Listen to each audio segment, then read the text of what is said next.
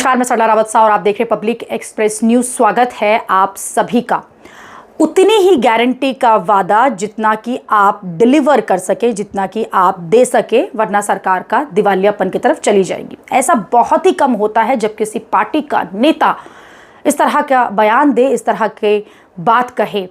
और ये शब्द और ये चेतावनी मल्लिकार्जुन खड़गे की है। कांग्रेस के राष्ट्रीय अध्यक्ष मल्लिकार्जुन खड़गे ने अपनी ही पार्टी और नेताओं के सरकार पर खरी खरी सुनाई है, लेकिन उसके बाद हालांकि उनका विपक्ष यानी कि बीजेपी ने उन्हें और उनकी ही पार्टी के नेताओं ने भी उन्हें घेरना शुरू कर दिया। दरअसल खड़गे चुनाव अभियान में कांग्रेस के घोषणा पत्र के वादों पर चर्चा कर रहे थे। उन्होंने कर्नाटक में, आंध्र प्रदेश में 5 गारंटी का वादा किया था और आपको देखकर उन्होंने जो कहा है, उन्होंने कहा कि हमने महाराष्ट्र में भी 5 गारंटी का वादा किया।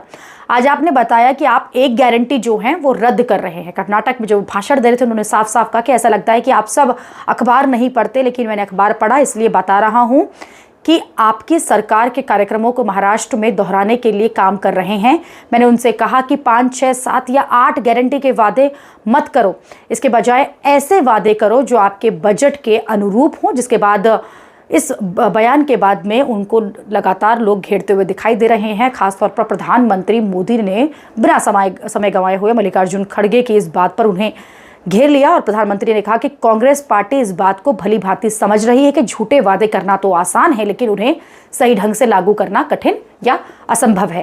वो लगातार प्रचार अभियान चलाकर लोगों से वादे करते रहते हैं, लेकिन उन्हें पता है कि वो कभी भी उन वादों को पूरा नहीं कर पाएंगे।